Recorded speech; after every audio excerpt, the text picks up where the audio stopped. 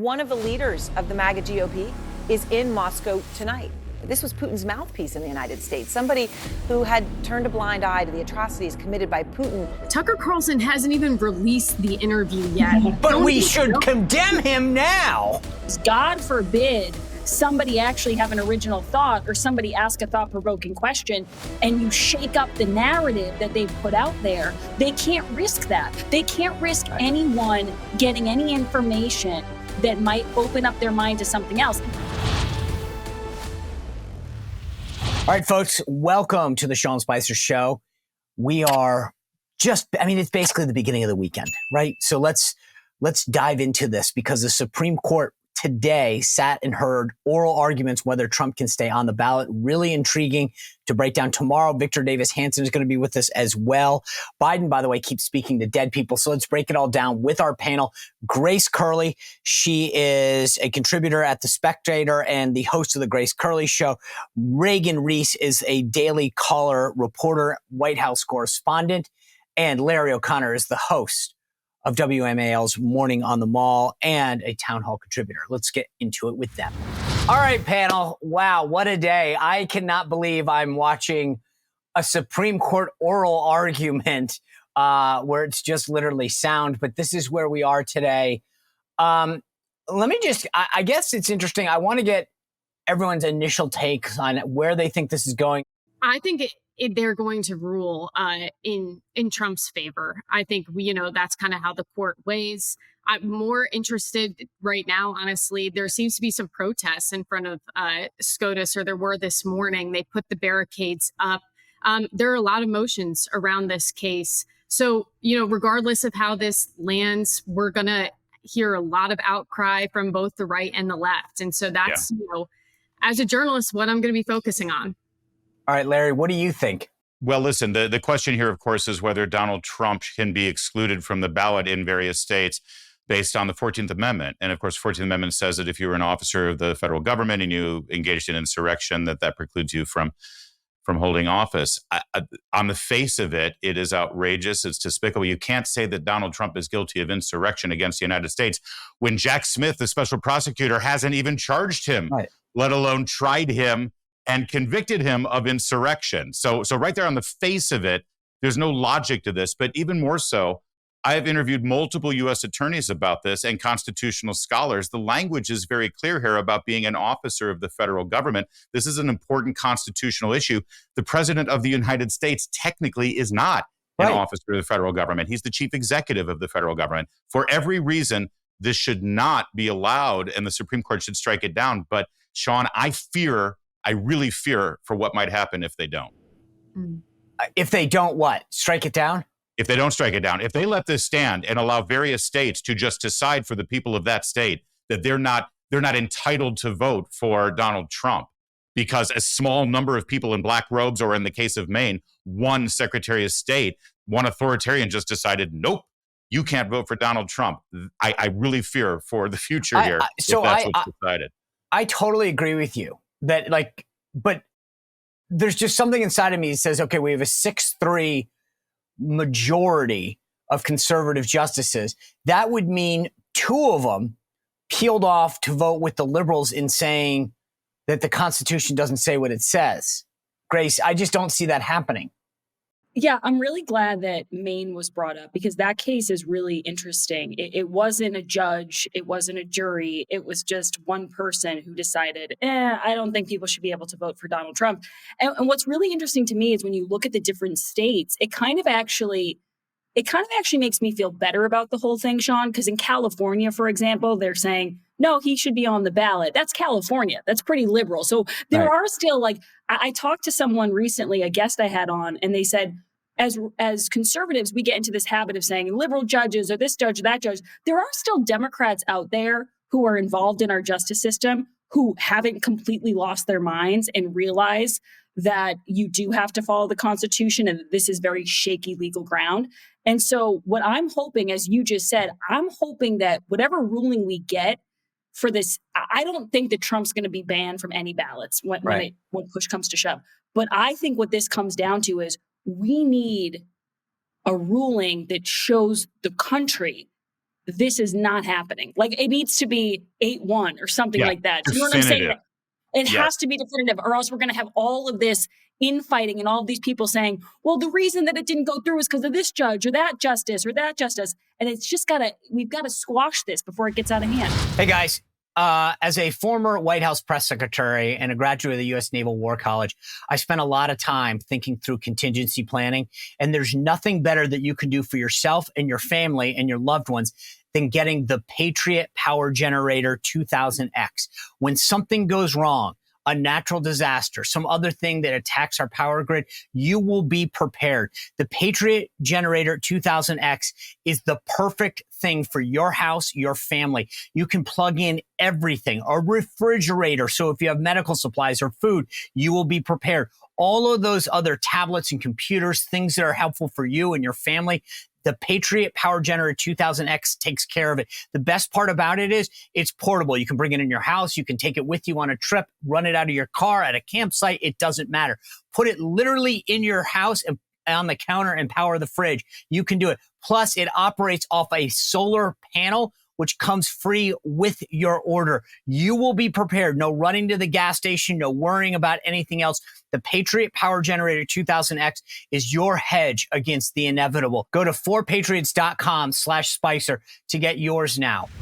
Larry, you jumped in there. I think that Chief Justice Roberts, the people who really watch the court say that he wants to get something that's 9-0.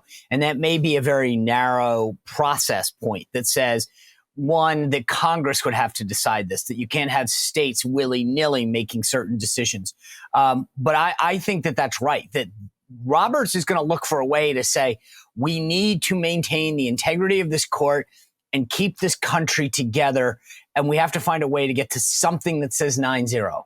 I agree. And I pray that they do. 9-0 on the right side of this issue, on the correct side. Yeah. But Reagan, from what I understand, there's basically 3-4 arguments. One is the due process. Larry brought that up. He hasn't been convicted of insurrection, and frankly, he's not even convicted. He hasn't been charged with it. How do you kick somebody off a ballot without due process? That's fundamental to our judicial system here in America. That's number one. Number two, there is case law. Larry pointed this out, that the president is not an officer of the United States, and so there is case law to look at that.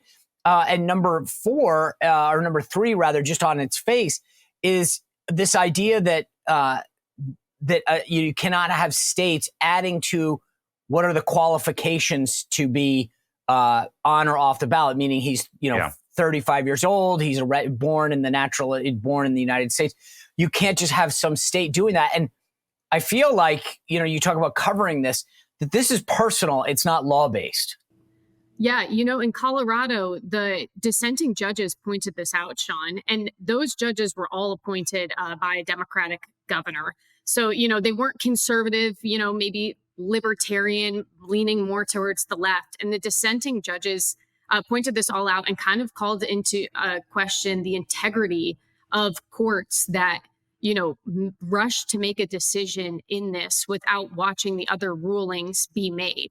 And so I think that's, something that gives hope, for conservatives going into the Supreme Court ruling, that these judges that maybe lean left are even, giving scathing dissenting opinions of those who rush to persecute Trump of anything before a decision in other lower courts has been made.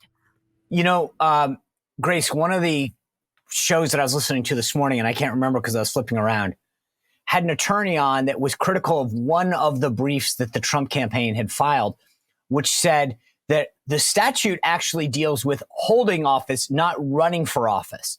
And they were intrigued because they said that could come back to bite him, that the justices could punt and say, you're right, you can't keep him off the ballot because he's running for Congress. We will address this if he gets elected, whether he can hold office. And they were making the point that was a really dangerous argument to make. And I agree. That was, to me, like just an opening for the justices to drive down and say, okay, you know what? We're going to take this really easy path that says the statute deals with holding office, not running for office. What's so amazing to me, Sean, is I read this stuff as everybody here does every single day. And there's so many cases against Trump, and there's a new indictment every day. and then this one to try to keep him off the ballot. I don't know if anyone else feels this way, but you start to get into the nitty-gritty of the language of what he's being charged with, or not charged with, but why they want to keep him off the ballot. And I find myself all the time being like, which one is this? What does this one have to do with? And so you're talking about all these things like, oh, they're going to go this route or this route. And I have to say, but what are they accusing him of? They're accusing him of inciting an insurrection.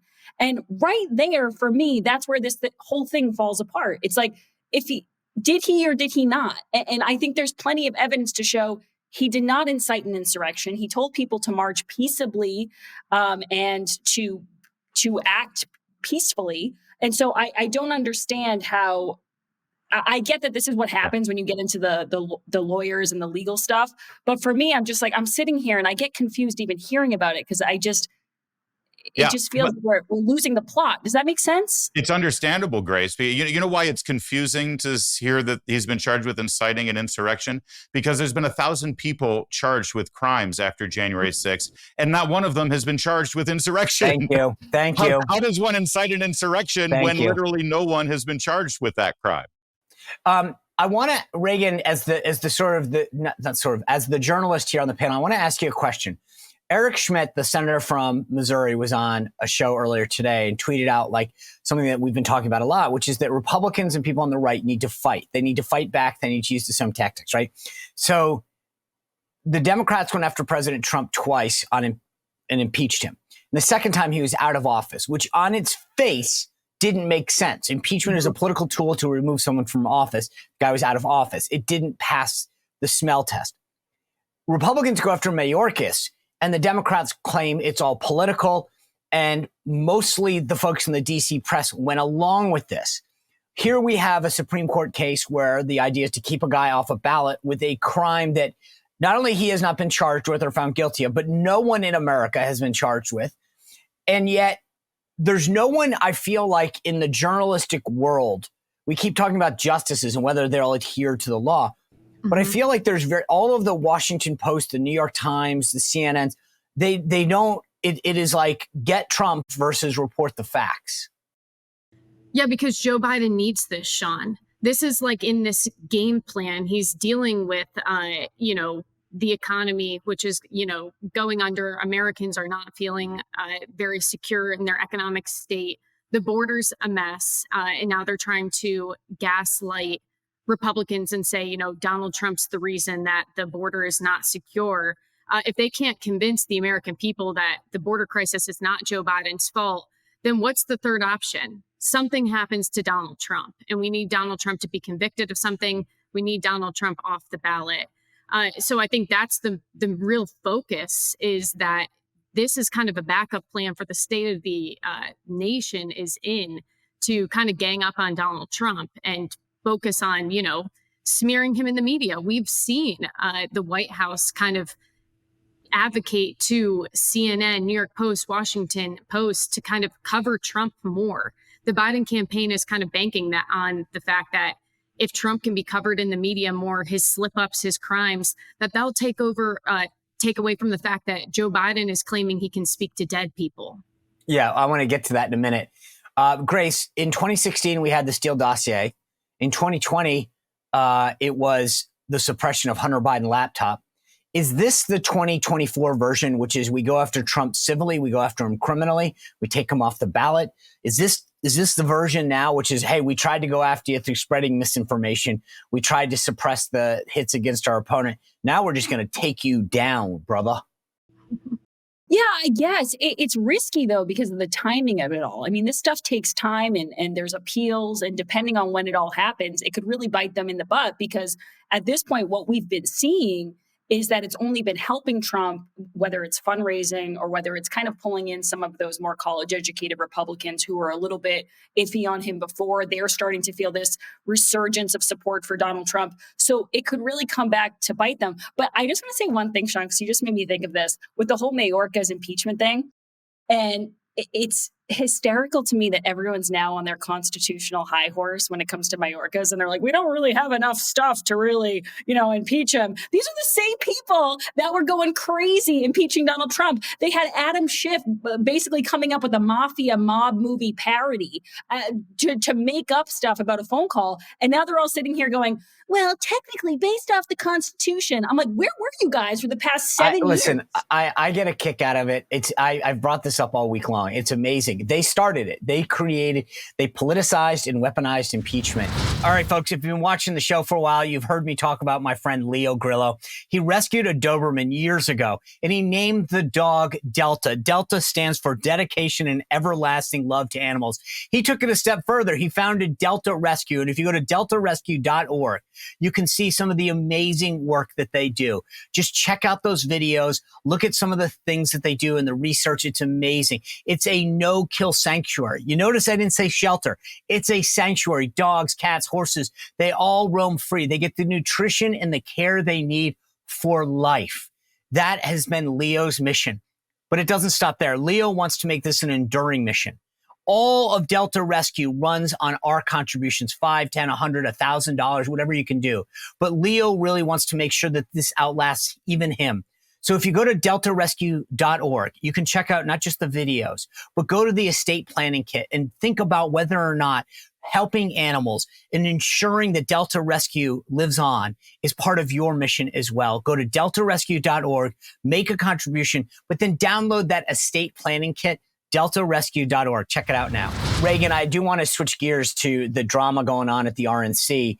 You've been reporting on this. Where do things stand right now? And just to why don't you kind of fill everybody in? Where did this start? What's the TikTok on where it is? Yeah. So New York Times reports Wednesday, I got to get my days all straight. Tuesday night, that Ronna McDaniel told Trump that she is going to be resigning from the RNC after the South Carolina primary on February 24th. Yesterday, about mid-afternoon, Ronna sends a memo to the whole entire RNC saying, nothing's been decided yet. Calm down. I'm still in charge. I haven't resigned. I talked to RNC members, some sources within the RNC, and, it's really interesting, Sean. Normally, I think they would be really excited to talk about something like this, especially the people I've talked to in the past. And they've been shying away from it. It seems, people aren't wanting to really talk about what's going on, which kind of makes me interested, like what is really happening. But I had a few members who did not see this coming, who, have, voiced support for her in the past to me. And one of my sources in the RNC just had a conversation with Ronna McDaniel and said to me, I was shocked when I found out. I found out from a text from a reporter telling me that she was planning to resign because the conversation he had with her seemed like, no, she was in this for the long haul. So now it's this waiting game. February 24th is going to roll around. What's going to happen? Right. And the thing that's interesting to me, Grace, is that so she puts out this memo, as Reagan says, that says, hey, pump the brakes. The report from the New York Times said after South Carolina and nothing's happened. She didn't deny anything, by the way. She just said, hey, I'm still in charge. And then Jason Miller, the senior advisor for the Trump campaign, tweets a story from Fox News saying Trump is backing Michael Whatley, the North Carolina Republican Party chairman, as the next chairman, which is pretty much like the the kiss of death. It was like, yeah. Okay. The thing that I start to wonder is like, did Ronna just want to get ahead of this, do you think? I don't know, but where there's smoke, there's fire. I mean, Reagan can tell you that. You never get a story like this and there's nothing there. I don't believe that this came from nothing. But just a few things on it. We heard that she had a 2-hour plus meeting at Mar-a-Lago. Sean, I don't know about you, but whenever I hear like 2-hour meeting, as far as work goes or just discussing something, it doesn't make me think that's a good 2-hour meeting. Like, oh, we're spending 2 hours talking about what a great job you've been doing. But then she also said, I kept reading these headlines, like Ronna tells Trump that she's going to step down as head of the RNC after South Carolina. And I was thinking, you could flip that. I'm sure if there was a 2-hour meeting, nobody's telling Trump anything. He's telling Ronna, hey, you haven't told South Carolina to get out of here. See, Larry, that's what I want to get at. So she's sitting there for 2 hours laying out. I'm assuming. I don't know anything on this. Reagan's the insider on this one. And I think she's saying, okay, this is what we're doing. These are the preparations that we've made. The convention is here. We've put out this money, field staff. This is our fundraising. And I think, Trump's nodding his head and saying, but, I'm disappointed here and I'm disappointed here. And you're reading the room. And I think that's when you at some point come out and say, Mr. President, it's obvious you're not pleased with the job we're doing. Yeah. Therefore, I'll step down. And see what he says. And I think that what I see, if you read between the lines, my guess is that she read the room and said, either I stick around or he's going to make my life a living hell for the rest of this campaign. And I'm going to get blamed for everything that goes well, or I can step aside now and tell him, hey, you get to, have some say. Right. It's early in the process. And I can tell by the tone of this 2-hour conversation, you're not pleased with me. Yeah, I think your hunch is right. It was at that moment where she could say, listen, I think I'll step down, Mr. President, considering all the concerns that you may have. And that was the opportunity then for President Trump to say, no, Ronna, listen, you're my girl and I want to keep you there. I helped keep you there a year ago when you were fighting for your life against Harmeet Dillon, and I'm going to stand by you. He didn't say that. And I think that's exactly how this transpired. But Sean, this is a pretty busy year for the Republican Party. When they reelected Ronna McDaniel for an unprecedented fourth term. No one's ever served this long as the chairwoman of the RNC. And she already had a lot of baggage already going in. Right now, the financial situation is bad. She's opened up a line of credit. My colleague Jennifer Van Laar at Red State just exposed some of the expenditures that don't make her look real good, considering we just lost some elections in Virginia. They got to figure out what they're going to do, and fast. They need a good, loyal, effective fundraiser in that position who can put together a team to organize and plan a convention. We're having the political convention and then put together a ground game in key states so we can keep the majority in the House and win the majority in the Senate. Sean, this is a super important year. It is. And there's obviously, you mentioned it, you've got a presidential trust, which is the amount of money that can be coordinated between the president and the candidate that's completely coordinated. That's up there. You've got the convention, you've got the ground game. Reagan, he floated, as I said, Michael Whatley, the chairman of the North Carolina Republican Party.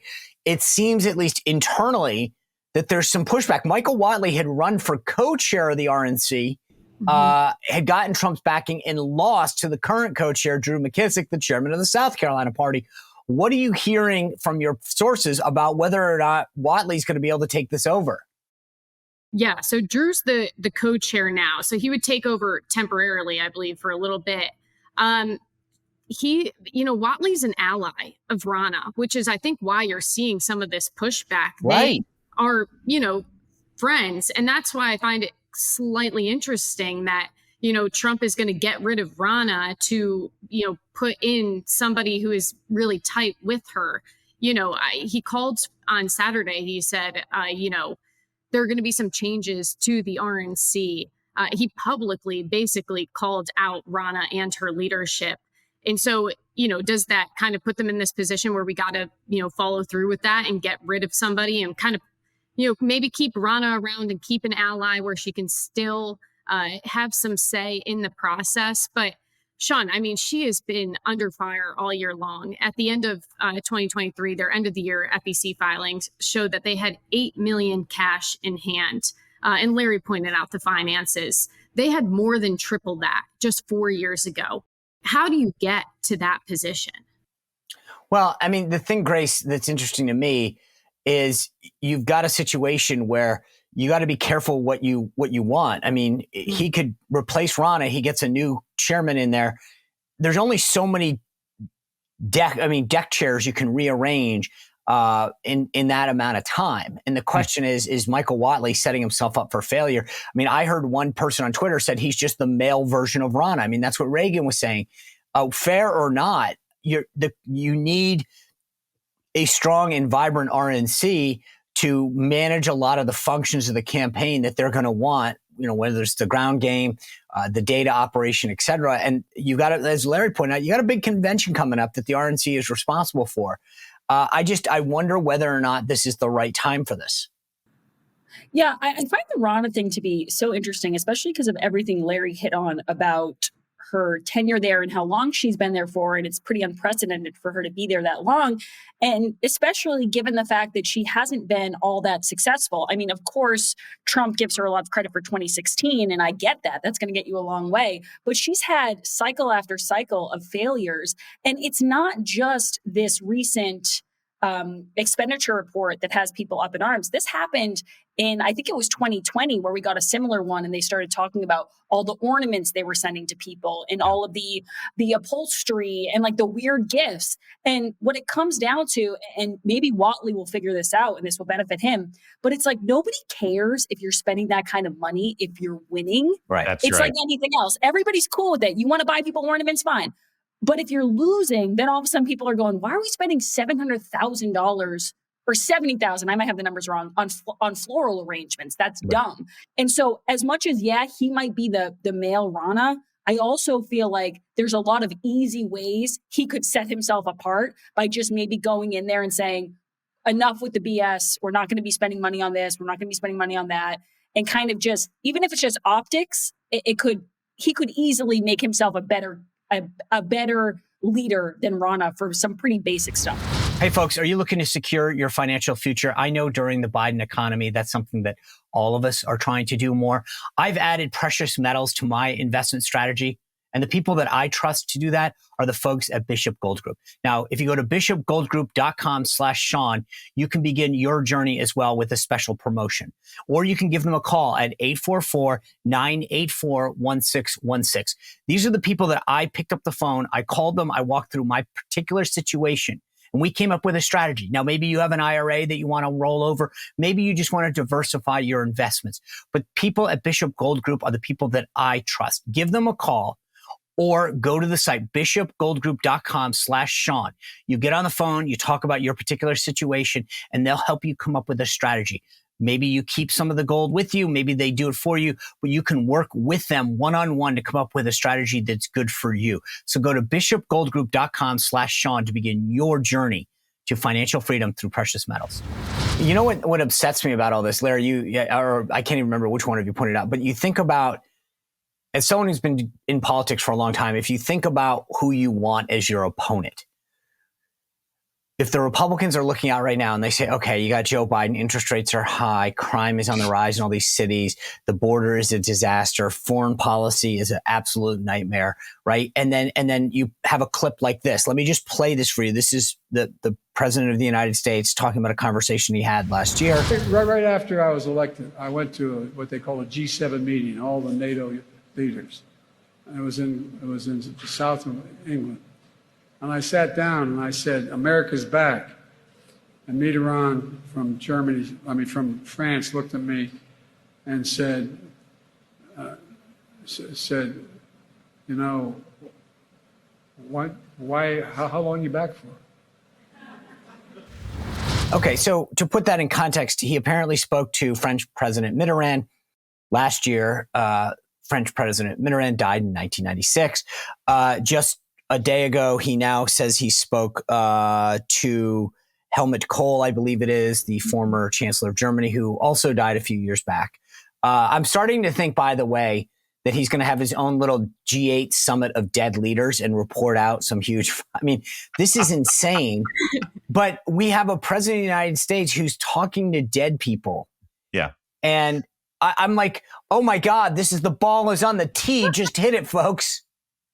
Yeah, it's and it doesn't even have the charm of Haley Joel Osment in The Sixth Sense. In fact, I'd be happy to have 3 senses from this president, let alone 6. It's not good. His mental incapacity is deteriorating on a regular basis. He forgot the name of Hamas, the terror organization that conducted the horrific attacks of October 7th the other day. You wonder why he wouldn't agree to doing a Super Bowl interview, a softball with either Norah O'Donnell or Gayle King.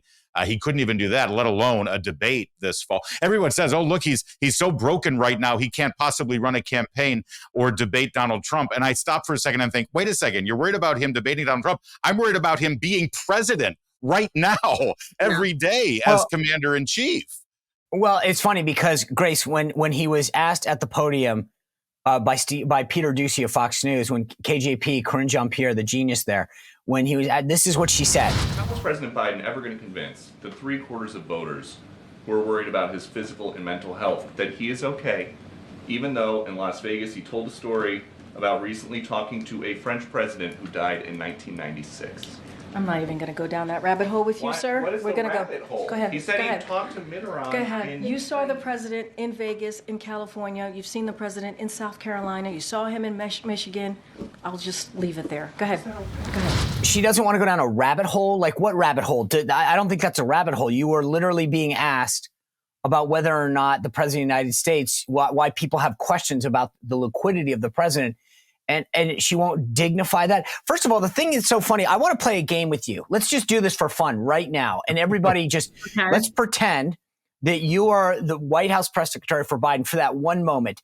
Give me the one response. If Peter Doocy asked you that question, Grace Curley, and said, here's what he said the other night about meeting with the French president who's been dead since 1996. Give me your 30-second KJP. Like, you have to fill in for her right now. Go. Well, you should be the one answering it. You've done it before. Okay, wait, let me think. I would say, listen, he has such fond memories with his former friend. And he was, actually, you know what? No, I've learned a lot from KJP. I would say, I'm actually not in charge of this department. I'm going to have Where's to John Kirby? Yeah. I'm going to have to refer you to the French embassy. Okay, I'll refer you to the president's doctors. Yeah. Larry, seriously though. Know. How do you explain that? All right. I'll get two answers. One is my snarky Larry answer, which is, listen, this is all much ado about nothing. As the president was just saying the other day to his very good friend, Margaret Thatcher. No, that probably wouldn't fly. So here is actually, honestly, because your job sometimes in that podium position is to spin and to try to put your best face on something, as you know, Sean. So here's what she should have said. Listen, we finally have a president in this White House who is working overtime to fix the problems that his predecessor handed him. And if you're accusing him of being a little taxed and a little weary of all of the mess that he's had to clean up, from the border, from national security to foreign affairs to the economy, we plead guilty. Yeah, once in a while he might get a name messed up, but the important thing is he's working harder than anyone else can or ever has in the Oval Office, and that's why we need 4 more years of this brain-dead individual. Reagan, as someone who sits in that room, what would have been an acceptable answer to you? I think she tried to get at it. I would have said he's been on the campaign trail. He's been all over the country. He's having a bunch of conversations. He's older, Peter. I think he might have, he's tired. He might have just mixed up some names, kind of like what Larry said. And she tried to get at that. She went, I'm not getting down this rabbit hole with you, to which I think the room kind of like gasped. I certainly was kind of cringing, like, what kind of response is that? Right. And then she ended up coming back and saying, you've seen him in Michigan, you've seen him in South Carolina, you've seen him in Nevada. That's all I need to say about that.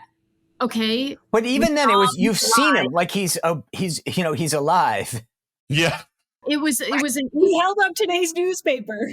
Yeah. He's not falling over. What more do you want? No, but the problem, I think, Reagan, is, we have seen him. That's why the question's being asked. Mm-hmm. Yeah. Right. But see, I would have taken a part of what Larry said and just, look, he was the chairman of the Foreign Relations Committee for 16, whatever the number is, years, vice president for this man has deeper ties to foreign leaders than anywhere in the world. And so from time to time, does he slip it up? Yeah, but that's how hard he's working. And just blow it off as he's got such a vast and deep understanding. And the idea that she can't articulate the most basic thing really says a lot about how pathetic their responses are to basic questions. And I used to tell people, when you went to that podium, I knew about 80% of the questions, not because anyone had given them to me, because you read Twitter, you look at the news, you look at what's trending, you watch the morning shows, you know what they're going to ask you. And plus, you're getting enough press calls that you go, okay, they're going to ask me about the economy.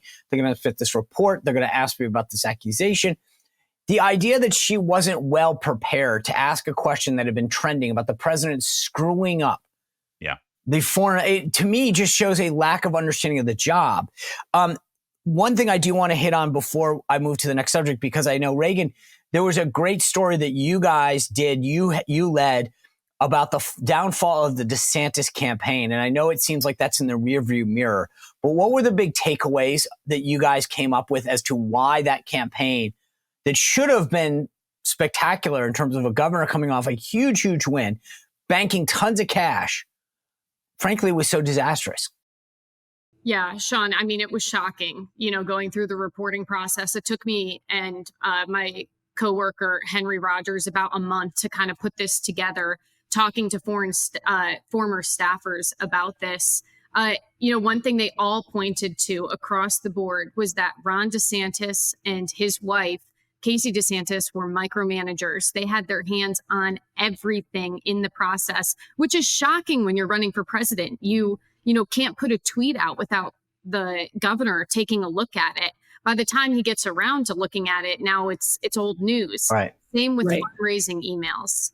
And then another key moment, I think, just sums it up and illustrates the problems with this campaign. The Twitter launch, where they launched in Twitter Spaces, a lot of those campaign staffers were informed of several moves through the media. That's what they told us. They found out that they were going to be launching the campaign through NBC News. When they did a big turnover and relaunch in July, those former staffers told me that they were watching coworkers be moved into a room to be fired, while reporters are texting, "Hey, did you learn that you're going to be fired? Are you still with the campaign?" And seeing headlines. Brutal. It is really, I understand being concerned about leaks, but it's, one thing to find out that you're about to be fired when you're just sitting at your desk in the office from a reporter. That is signs of just mismanaging a presidential campaign. Yeah, Larry knows about that. Anyway, I'm kidding. Hey, don't worry. I'm just looking forward to appearing on the Scaramucci show next week in this same spot. Oh, yeah. It'll only last 8 days, though. I do want to switch back from that campaign to the Biden campaign. There was a story in Politico yesterday that said, that I'll just read this to you. President Joe Biden wants you to see him eat.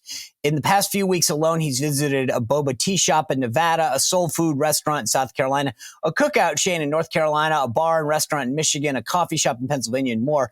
Biden staffers and Democrats close to the White House like to note how obviously clear is that he's enjoying himself in these moments, and not because of the caloric intake.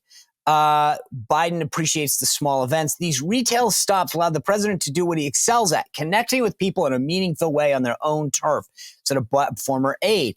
Biden aides have been openly skeptical of the value of big splashy campaigns. And I'm thinking to myself, you went from a basement strategy to allowing him to be seen licking ice cream cones and drinking Slurpees, Grace. It's like that I get it. They have to sell what they have. But that seems like a pretty pathetic deal. Yeah. And I always said that was a big no-no. It's like right along there with wearing hats and, just taking bad photographs on the campaign trail. I didn't work for John Kasich. I don't understand the eating thing. Personally, when I see people eating, I remember a couple years ago, I think it was NBC, but I could be wrong. They did some sort of sit-down interview with Nancy Pelosi and Jerry Nadler at a Chinese food restaurant. Yep. And the two of them were eating on camera. And I thought, this is the worst thing I've ever seen. I don't get the eating. And by the way, on the hat thing, just to comment on that, he was recently with a bunch of union guys and he put on a hard hat backwards the wrong way. So all of this stuff, it just makes for really bad video, really bad photographs. Yeah. And to me, that's an unforced error. Having this guy 81 years old, 80 years old, eating on the campaign trail. Like, who is running this? Whose ideas are these? Right. Because they're not his ideas. But Larry, you got to play the cards you have. They can't take him out and do a big campaign event because he starts talking about dead people. Well, that's the key. You see, it's not that they want to show him eating things. They're not even playing to what they have. They're trying to avoid the real problem. Jam something in your mouth so you can't talk. That's what it is, Sean. That's what it is. And this whole idea that, what he does best, connecting with people. If they mean, trying to sneak a sniff of a young woman or something, okay, maybe that's what he really enjoys when he's on the campaign trail.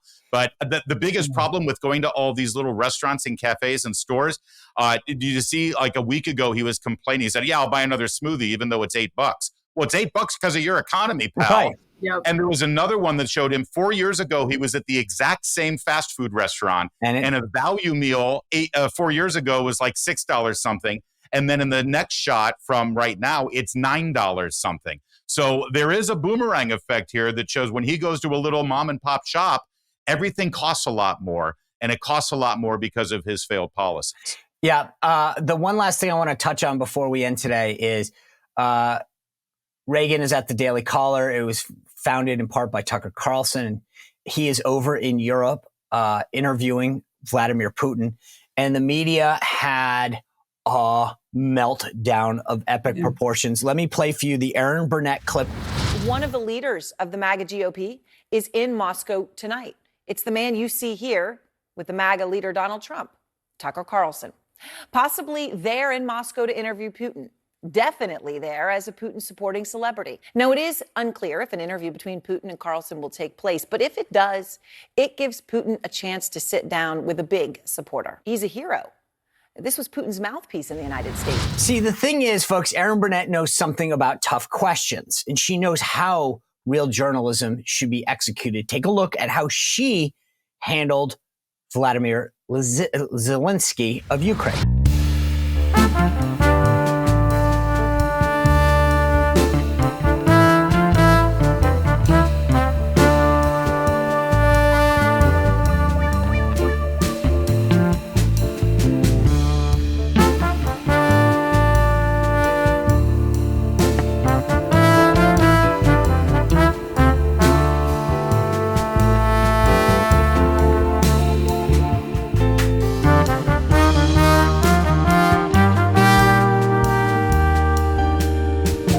Now, Reagan, as the resident journalist, I think that asking somebody about what music they like, what bands, how they have quiet time, those are the hard-hitting questions that really don't get asked if a journalist isn't at their core seeking the truth, right?